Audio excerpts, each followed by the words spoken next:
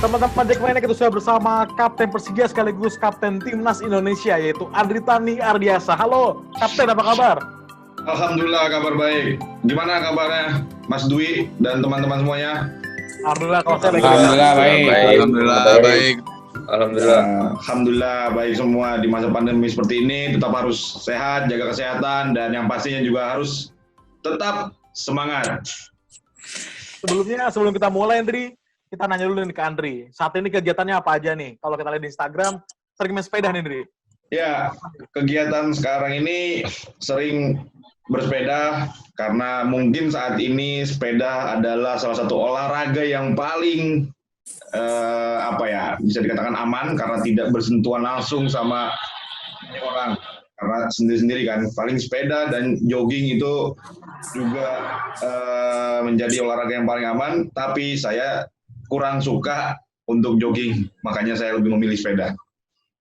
Jadi itu salah satu dari alasan dari Andri mengapa dia fokus bersepeda, dan saat ini Andri akan menjadi mentor para teman-teman kiper di sini dari U16, 18, dan U20. Jadi teman-teman langsung aja nanya ke Andri terkait karir, gaya hidup, dan harapan dia untuk teman-teman kalian. Dan Ya, Assalamualaikum warahmatullahi wabarakatuh. Waalaikumsalam warahmatullahi wabarakatuh.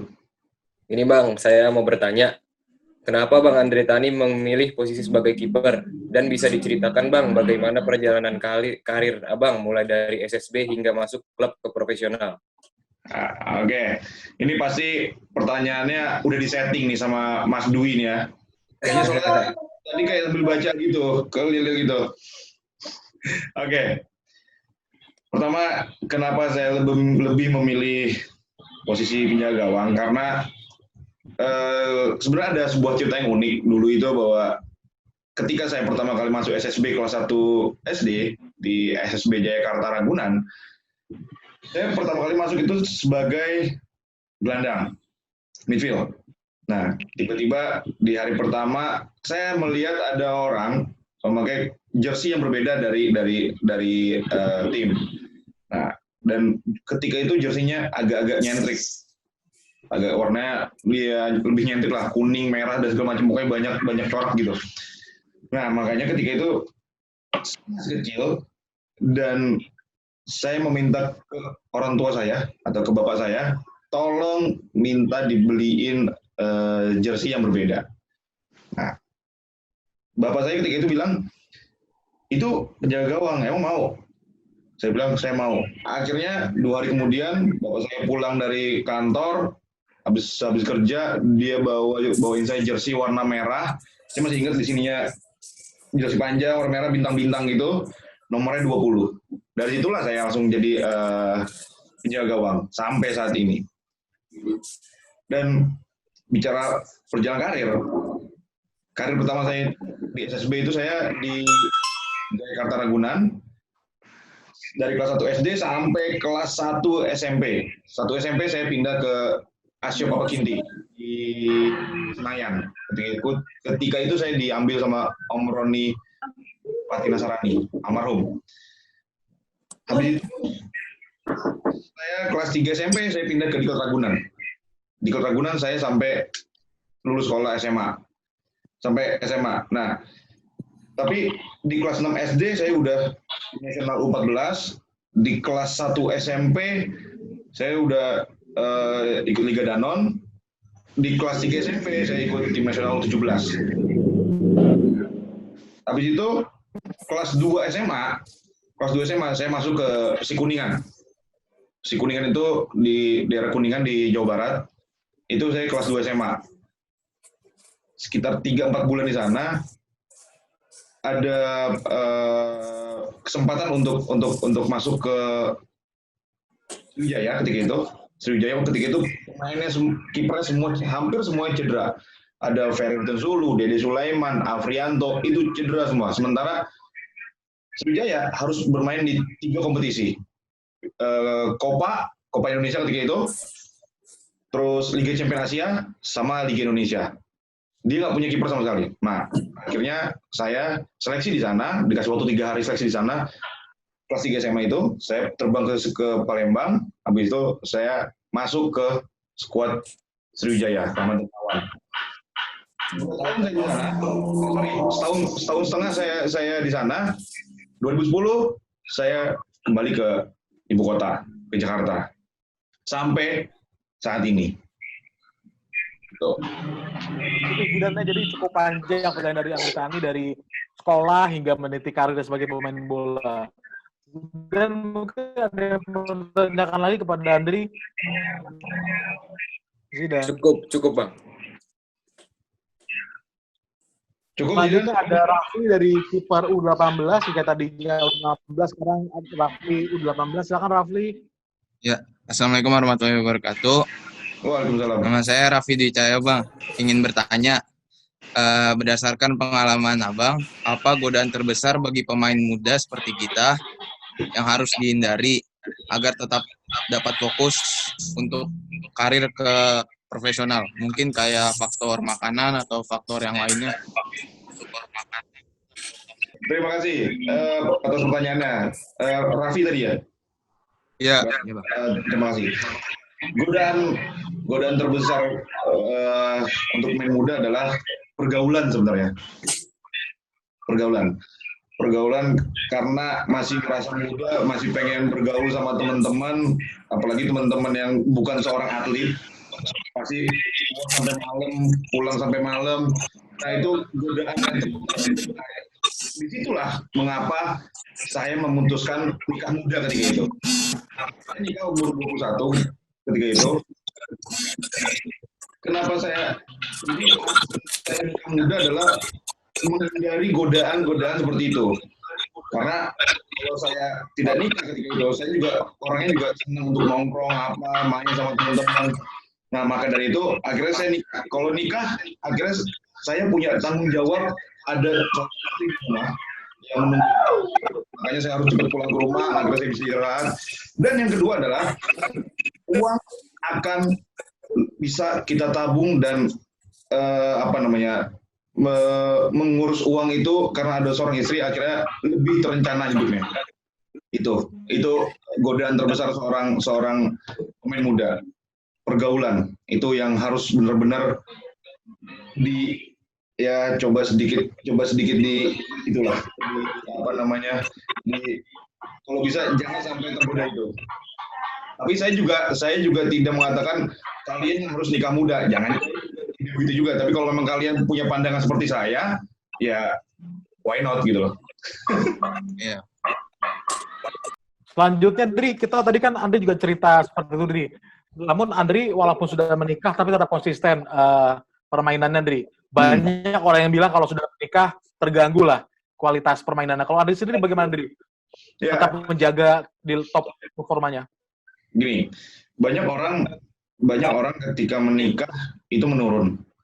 Tapi bagi saya menikah itu bukan sebuah alasan kita harus menurun. Menikah itu malah semestinya menjadi motivasi besar untuk kita menjadi lebih baik. Kenapa? Karena kita punya tanggungan yang lebih besar sekarang. Kita harus menghidupi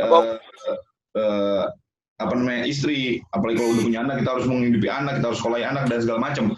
Nah, yang harus dijaga adalah bagaimana memaintain waktu ketika latihan, memaintain waktu ketika kita mengurus anak. Nah itu juga harus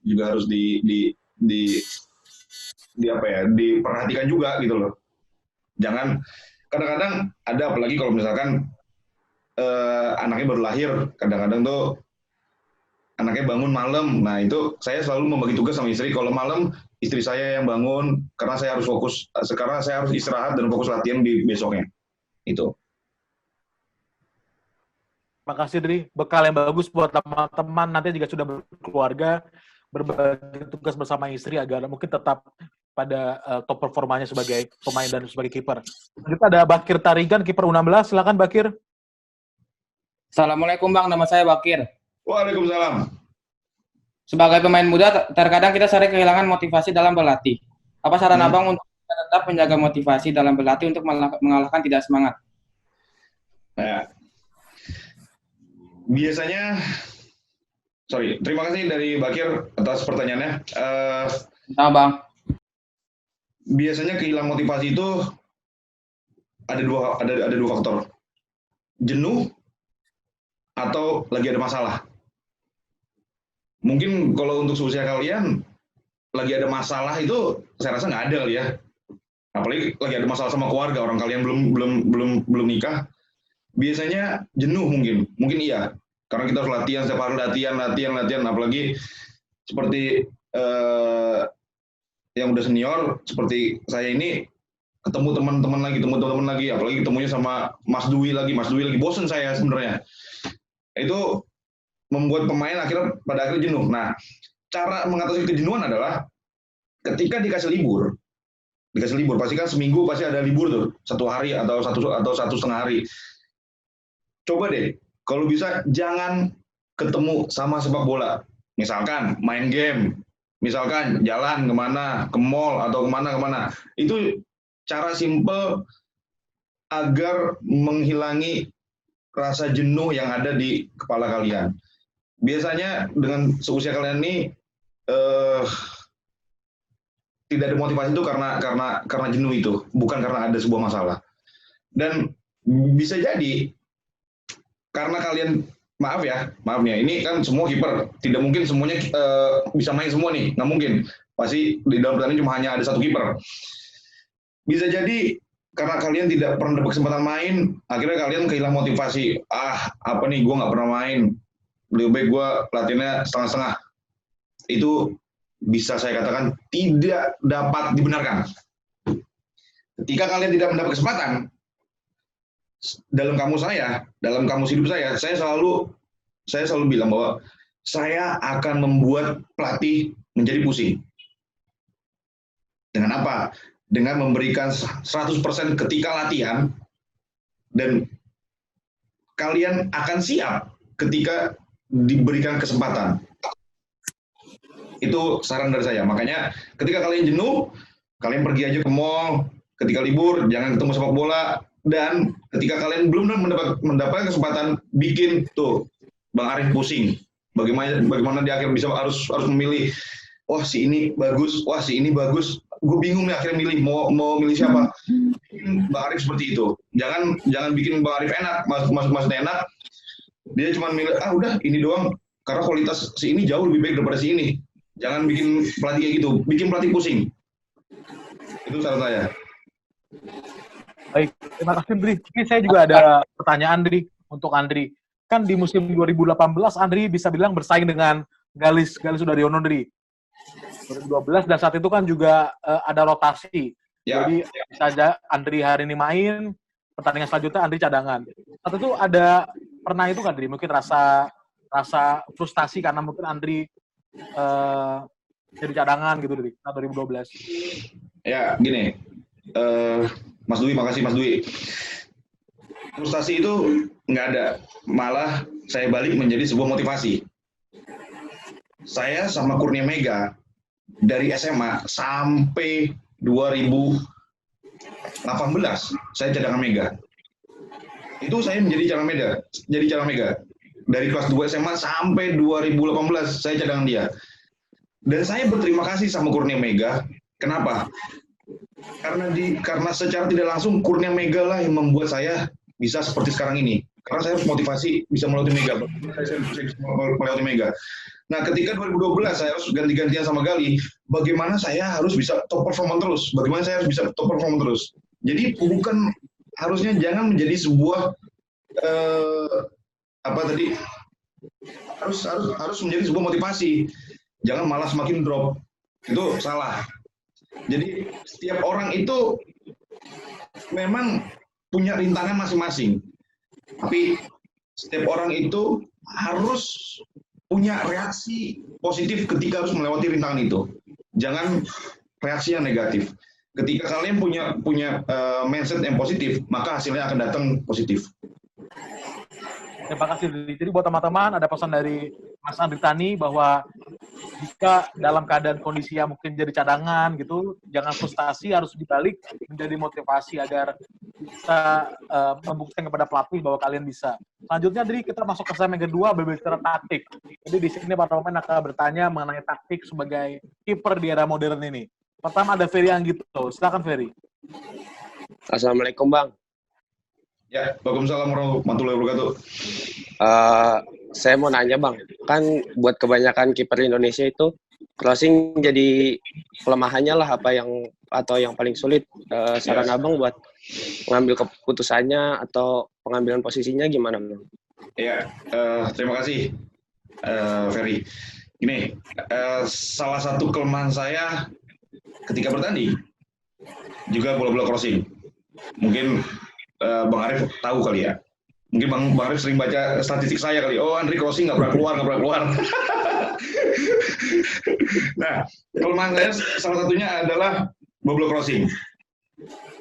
Tapi ketika saya kemarin di tim nasional, saya diajarin sama, saya lupa, pelatih Bayangkara sekarang. Itu bagaimana kita mendapatkan yang pertama adalah momentum. Jadi kita harus bisa baca arah bola dulu pertama. Ketika kita yakin dapat bola itu, kita harus keluar. Tapi kalau memang tidak bisa ditangkap, minimal harus kalian pukul. Nah, jika memang tidak yakin untuk keluar, lebih baik jangan. Lebih baik positioning di bawah mistar, menutup arah jalan bola aja. Mungkin itu yang bisa saya kasih tipsnya. Mungkin Bang Arif lebih mengerti tentang hal-hal yang ini, karena dia udah punya lesson daripada kalau saya kan belum. Lesson satu saja itu. Thank you, Di. Nanti Coach Arif akan kita tembak setelah semua pemain bertanya. Setelah itu akan Coach Arif yang akan kita minta penjelasan, Andri. Jadi selanjutnya tadi sudah dijawab oleh Andri bahwa dia mengakui ada kekurangan dalam diri dia, itu crossing. Namun dia juga seperti punya trik, yaitu seperti meninju bola agar jauh dari ancaman kepada gawangnya. Dan selanjutnya ada Pancar Nur Widyastono. Musim lalu sempat beberapa kali berlatih bersama tim senior. Silakan Pancar. Assalamualaikum Bang Andri. Waalaikumsalam Pancar. Sehat Pancar. Nanya nih Bang, salah satu kemampuan seorang kiper kan yang paling penting adalah komunikasi ya. Dan mengorganisir teman-teman. Terus bagaimana cara meningkatkan kemampuan komunikasi kita? Dan yang sudah Bang Andri kasih tahu tadi, mungkin Bang Andri adalah salah satu kiper muda mungkin ya waktu itu yang pernah masuk di tim senior di klub profesional. Itu bagaimana sih cara mengorganisir pemain yang lebih senior waktu Bang Andri masih junior nih? Terus kan kadang kita suka sungkan tuh ya sama back-back yang senior. Nah, itu gimana cara itu, Bang? Ya, gini. Komunikasi itu dibangun dari luar lapangan sebenarnya. Jadi dari luar lapangan mungkin Pancar sering lihat saya ketika kita ngobrol di luar lapangan. Saya ngobrol sama Ryuji, saya ngobrol sama Dutra, saya ngobrol sama dulu ada Gunawan. Nah, mulai dari situlah saya membangun sebuah komunikasi sama teman-teman. Pada akhirnya terbawa sampai ke lapangan. Terus untuk masalah sungkan, saya pernah bicara sama Pancar. Ketika itu Pancar atau siapa ya dulu yang ada satu lagi junior latihan di senior, saya bilang datang ke sini, latihan di sini, jangan sungkan. Kita sama-sama pemain Persija. Jadi kalau memang si A salah atau si senior itu salah, marahin aja. Jadi dulu di Sriwijaya, saya punya stopper itu ada Karis Yulianto, tahu Karis kan? Sekarang pelatih di Arema. Itu kapten tim nasional dulu, pas lagi top-topnya dia. Saya main itu dikasih orang syuting lawan Kediri, dikasih orang syuting. Pas untung saya dapat. Di situ saya bangun, saya marah-marahin dia, datang. Nah, dari itulah maksudnya gini, kita itu hanya status saja sebenarnya, hanya umur aja yang membedakan kita. Tapi status kita di klub itu sama, kita sama-sama pemain. Jadi nggak ada lagi yang namanya senior junior. Kalau memang saatnya kita harus hantam senior, ya hajar ketika di lapangan. Jadi nggak boleh sungkan. Itu kalau yang sungkan pada akhirnya ya maaf tidak akan menjadi apa-apa. Pancar, terima kasih. Pancar, ada yang bertanya lagi Pancar untuk Andri Tani? Jadi sekarang saya mau nanya juga Andri terkait tadi pertanyaan selanjutnya. Andri saat bermain pertama kali di Persija, usianya masih U23, depannya Andri ada Bang Ismet, ada Fabiano, terus juga ada Leo Saputra, ada Fabiano, ada pengalaman nggak tadi? Iya, gini, ketika saya menjadi pemain inti di Persija tahun 2012, di situ ada Pak Haji, ada Bang Leo, ada Fabiano, dan ada Precious di 4 depan itu. Untungnya saya udah tahun kedua, jadinya saya udah nggak canggung lagi. Tapi kalau bicara canggung, semestinya di pertandingan pertama saya di Liga, waktu pas saya masih di Sriwijaya, dengan Sriwijaya materinya ketika itu bintang semua, the dream team, harusnya saya canggung. Tapi alhamdulillah ketika itu debut pertama saya di Sriwijaya, saya lepas karena saya nothing tulus. Saya berpikir bahwa saya ini bukan siapa ketika itu. Ketika nothing tulus, tidak ada sebuah beban yang ada di pundak saya. Makanya saya main lepas saja. Nah, ketika di Persija, pemain senior Pak Haji, Leo, dan segala macam, ya udah saya juga udah santai aja. Saya udah lepas aja.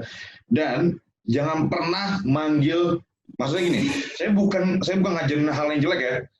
Jangan pernah manggil Bang atau Mas ketika kita berada di lapangan. Panggil aja nama, Dre.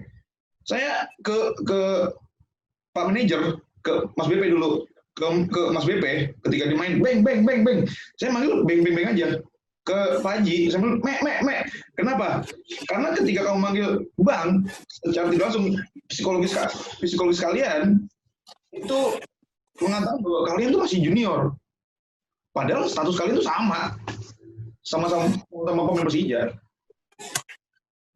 Itu. Baik. Terima kasih ilmu yang bermanfaat buat teman-teman di sini. Jika nantinya 2 atau 3 tahun lagi bermain untuk senior, mungkin ada kesempatan. Amin. Bisa untuk ilmu pribadi bagaimana berhadapan dengan para senior, jangan sungkan dan ada komunikasi di luar lapangan seperti itu, Andri ya. Ya. Komunikasi di luar lapangan yang penting. Selanjutnya ada Cahya Sufriadi. Saya di sini memiliki video, namun saya bisa jelaskan dulu ini video apa Cahya sebelum kita putar videonya. Dri, sekarang Cahya akan bertanya, namun ada video di sini akan diselipkan oleh Cahya, dan Cahya silakan, ini video apa Cahya? Mungkin saat lawan siapa dan kapan terjadinya ini, dan apa yang bertanyakan kepada Andri Tani? Ini pertandingan semifinal lawan PSIS U18, Bang. Ya. Bagaimana saran Abang setelah melihat video ini?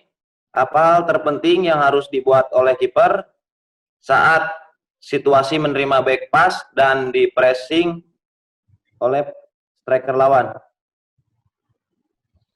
Cahya, terima kasih untuk pertanyaannya. Ya, pertama di sini first touch-nya kurang bagus ya. Ya, Bang. Coba ulang. Coba diulang videonya. Nah, lihat nih, bolanya kan mantul kan? Ya. Bolanya kan mantul. Nah, gini. Saran saya adalah bagaimana kita harus first touch-nya itu harus bagus, terus yang paling penting adalah bagaimana kita harus tenang.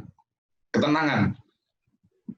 Jadi jangan grogi, jangan panik ketika di back pass. Kalau sebenarnya kiper-kiper modern yang zaman sekarang ini harus bisa build up. Harus bisa main dari bawah. Tapi itu sebenarnya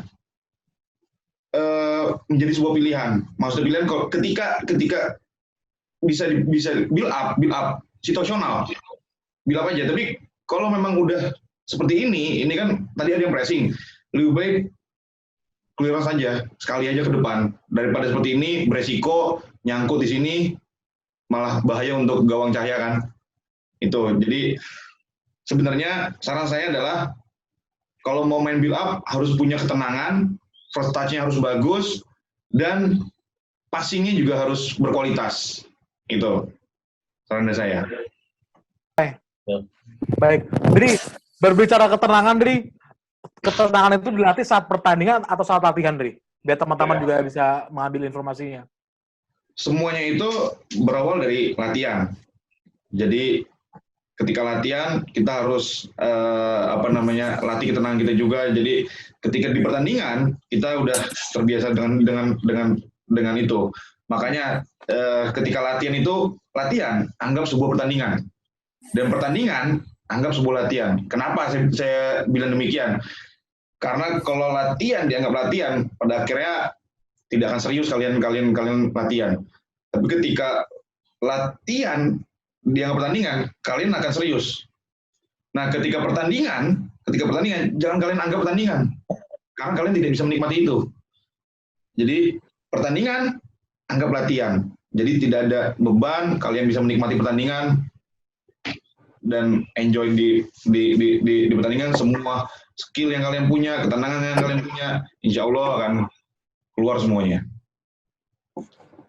Ya, itu teman-teman tadi dari Andri Tani pesan bahwa bagaimana Andri bisa tenang saat bermain bola di lapangan walaupun ditonton oleh puluhan ribu supporter. Ya ini, dia menganggap latihan adalah pertandingan dan pertandingan seperti latihan, jadi tetap tenang seperti itu. Lanjutnya di segmen terakhir ada gaya hidup, ada dua kiper sini yang akan bertanya tentang lifestyle Andri Tani, bagaimana menjaga kondisinya saat ini. Dan silakan, pertama adalah Govindra Rizaka. Silakan Govindra. Assalamualaikum Bang Andri. Waalaikumsalam. Saya mau nanya Bang, bagaimana pola makan dan pola istirahat yang harus dimiliki oleh sepak bola profesional seperti Abang? Dan apa saran Abang untuk kita bisa tetap menjaga itu semua pada masa sepak bola tidak aktif seperti saat ini? Ya, terima kasih Govindra. Ya, untuk saat ini harus saya akuin bahwa berat badan saya lagi naik 3 kilo karena masa pandemi. Kemarin sempat PSBB kan kemarin kan, saya itu 2 bulan atau 3 bulan saya nggak keluar rumah, tapi saya tetap melakukan aktivitas di rumah, seperti saya punya ruangan gym sendiri di rumah, ada treadmill dan sedikit angkat beban, ataupun kadang saya main roda, tapi masih tetap naik juga. Nah, sekarang ini saya lagi harus menjalankan diet, yaitu diet karbo. Saya disuruh sama dokter tim, karena sudah beberapa hari ini saya ketemu dokter, dan dokter melihat bahwa tampilan saya sedikit lebih besar, maka dari itu karbo harus dikurangin, tapi yang lain tidak masalah. Karbo dan gorengan itu nggak boleh. Maksudnya gorengan kosong seperti tempe goreng ataupun tahu goreng yang pakai tepung, nah itu dilarang. Karena itu lemak semua. Terus bicara masalah istirahat, saya itu tipe orang yang alhamdulillah tidur cepat. Saya paling lambat banget jam 12 itu pasti udah tidur. Paling lambat, itu udah paling lambat. Tapi lebih sering saya jam 10, jam 11 itu tidur pasti. Apalagi ada anak, ketika anak tidur, pasti saya tidur. Jadi menjaga makan dan menjaga istirahat itu sangat penting. Jangan lupa tidur siang juga sebenarnya itu sangat penting. Saya tipe orang yang menjalankan tidur siang walaupun hanya 10-15 menit, yang penting badan rebahan, mata merem, itu udah cukup. Gitu. Baik, terima kasih.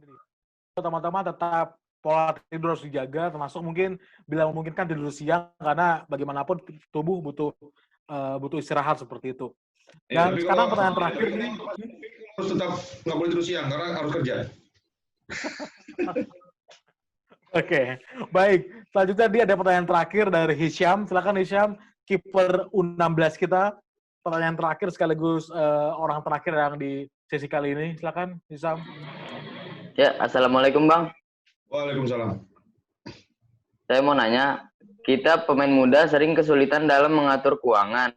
Terkadang uang sering habis untuk hal-hal tidak penting. Adakah tips dari Abang tentang bagaimana sebaiknya pemain muda mengatur keuangan? Apa pengeluaran yang harus jadi prioritas? Prioritas. Oke. Terima kasih Hisham. Nah, masalah keuangan nih. Seperti yang tadi saya katakan, salah satu alasan saya menikah muda adalah karena saya ingin save uang. Jika mungkin kalau saya belum nikah, saya nggak tahu nih, saya uang saya kemana, karena ketika muda itu pasti semua keinginan sangat banyak. Dan belum tahu mana prioritas atau mana keinginan. Harus kita bisa bedain. Mana yang menjadi sebuah prioritas, itu harus diutamakan. sama yang menjadi sebuah keinginan. Keinginan itu bisa nanti bisa kita bilang belakangan lah. Nah, saya itu selalu misalkan kalau gajian itu 30% itu saya tabung. 20% itu untuk ke orang tua dan 50% itu saya harus bayar yang prioritasnya itu kebutuhan pokok saya, bayar listrik segala macam. Nah, itu harus kita buat seperti itu. Jadi memang harus benar-benar maintain. Karena kalau misalkan tidak kita maintain, setelah nanti menjadi pemain sepak bola kalian pasti akan menyesal. Gitu. Buat bocoran juga dari mungkin teman-teman di sini ingin bertanya kepada Andri juga tapi mungkin malu untuk menjadi pemain bola seperti sekarang ini kan. Andri sekarang mungkin kalau kita lihat di sosial media sudah memiliki mobil, sudah memiliki rumah. Di titik mana Andri kita sebagai pemain beli mobil, beli rumah Andri? Maksudnya di titik seperti apa Andri? Gini, sebagai pesepak bola itu atau sebagai manusia itu yang pertama itu harus punya rumah. Jangan punya kudanya dulu, punya kandangnya dulu, baru punya kudanya. Kalau kudanya, kalian bisa pakai motor latihan, sambil kalian nyicil, nabung. Ketika kalian udah punya kandangnya, baru kalian beli kudanya. Kalau udah punya kandangnya, baru kalian beli kudanya. Jadi rumah yang paling utama. Kenapa? Karena kalian akan kehujanan, akan kepanasan jika kalian tidak punya rumah. Tapi kalau mobil, kalian masih bisa naik angkot, kalian masih bisa naik angkutan umum, kalian masih bisa naik motor, gitu. Jadi Terima kasih. yang paling utama itu rumah. Ya. Buat teman-teman nanti mungkin jika sudah berkecukupan, sudah mulai memadai untuk membeli barang-barang, pesan Andri beli rumah dulu, yang pasti bisa buat orang tua, baru setelah itu bisa barang-barang yang dibutuhkan lainnya. Dan Andri, kita sudah di penghujung acara. Namun sebelum Andri closing statement, kita minta suara dari pelatih kiper muda kita, yaitu Coach Arif. Silakan Coach Arif. Ada mungkin disampaikan atau yang pernah terlewat dari teman-teman? Oke. Dri, gimana kabar? Alhamdulillah, Bang. Kabar baik, Bang. Gimana, Bang? Oke. Sehat-sehat. Dri, ini kan sebenarnya agak mau bertanya dari kemarin. Cuman ketemunya nggak sama main sepeda. Untuk yang timnas ini, kan Andri kan sering keluar masuk timnas nih. Ya. Kadang dipanggil, kadang enggak, kadang terus dipanggil. Nah, kebetulan kan kita list terakhir nih kan Andri tadi panggil timnas nih kan. Ya. Kalau saya lihat, menurut saya kiper yang menggantikan yang dipanggil itu, kalau menurut saya mungkin ya gimana ya, mungkin saya masih lebih condong ke Andri Tani gitu kan. Nah, cara menyikapinya setelah tidak dipanggil timnas ini dan sebagai kapten timnas Indonesia, itu apa yang setelah Andri tahu setelah nggak dipanggil ini gimana rasanya gitu kan? Soalnya ini kan ada beberapa kiper-kiper kita nih kan, ada kiper Persija ini kan, ada junior kita kan, ada Rizky Sudirman juga kan di timnas juga walaupun di level 19. Ya. Nah, mungkin Andri untuk bisa memberikan tips, untuk memberikan motivasi mereka apabila nanti suatu saat nggak dipanggil lagi, terus dia udah bangkitnya gimana dari kapten terus sekarang tidak jadi kapten. Nah, itu memberikan suatu arahan gimana caranya nih. Gitu. Ya. Terima kasih, Bang. Ya. Pertama, cara menyikapi yang masalah yang ada saat ini. Dari awal saya dipanggil kapten, saya dipanggil tim nasional, saya selalu dipanggil. Tiba-tiba saya sekarang nggak dipanggil. Saya selalu berpikir positif gini, Bang. Saat ini mungkin yang gelombang kedua. Gelombang pertama saya udah selesai. Yang di bulan Februari kemarin udah selesai gelombang pertama. Mungkin saat ini adalah gelombang kedua. Itu cara saya berpikir positif, dan di sisi lain sebenarnya ada mengobati sebuah kekecewaan saya, mental saya. Tapi di sisi lain saya marah, Bang. Marah bukan sama siapa-siapa, marah sama diri saya. Kenapa lu nggak dipanggil? Saya selalu bicara sama diri saya. Kenapa lu nggak dipanggil? Berarti ada sebuah kekurangan di dalam diri lu. Akhirnya dari kekurangan itu kita tahu kekurangan itu apa. Kita harus menambah. Kita harus latihan lagi. Menjadi sebuah motivasi di dalam diri. Bukan menjadi yang akhirnya down. Yang akhirnya tidak mau latihan. Enggak, bukan. Saya tipe orang yang ketika saya dikritik, saya bukan tipe orang yang down. Tapi ketika saya dikritik, saya selalu berpikir bahwa orang itu sayang sama saya. Ketika saya tidak dipanggil timnas, berarti orang itu sayang sama saya. Kenapa? Berarti saya harus memperbaiki diri lagi. Itu. Berarti saya harus menambah dengan yang ada kekurangan saya. Jangan ketika kita tidak dipanggil tim nasional, ketika kita tidak dimainkan, kita harus marah sama pelatih, kita harus marah sama teman kita. No, nggak gitu caranya. Caranya adalah kita harus mengoreksi diri kita.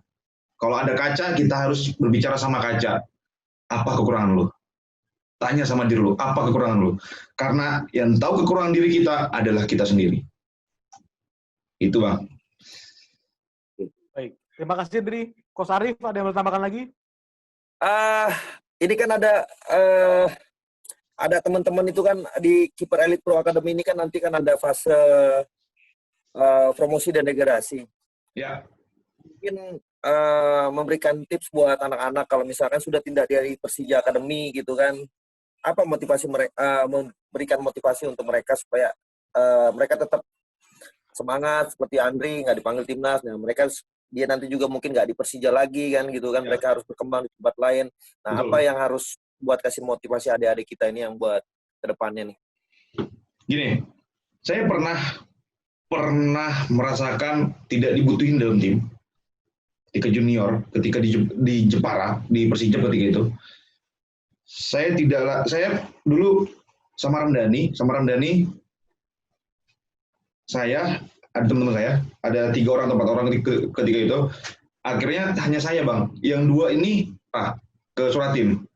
Saya kan di Diklat. Di Diklat ada 3 pemain, saya, Ramdhani, sama ada teman saya lagi. Nah, yang 2 Ramdhani sama teman saya ini balik, Bang. Balik lagi ke Jepara dari Diklat. Nah, saya ini dicoret. Andri, kita udah nggak butuh lagi. Akhirnya saya keluar dari Jepara. Saya pindah ke Persib. Di sana, saya berpikir harus menjadi sebuah penyesalan untuk mereka ketika membuang saya. Itu harus menjadi sebuah motivasi. Jadi bahwa mereka itu mencoret saya, mereka itu membuang saya, sebuah kesalahan besar. Pada akhirnya saya pindah ke Persib, di tahun itu saya juara bersama Persib di Suratim. Gitu. Oke.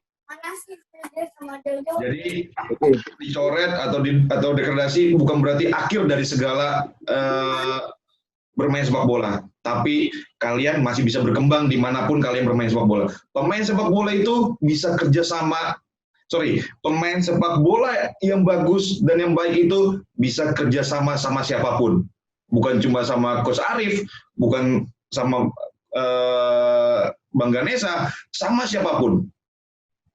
Cristiano Ronaldo itu bisa menjadi top skor dimanapun karena memang dia bagus.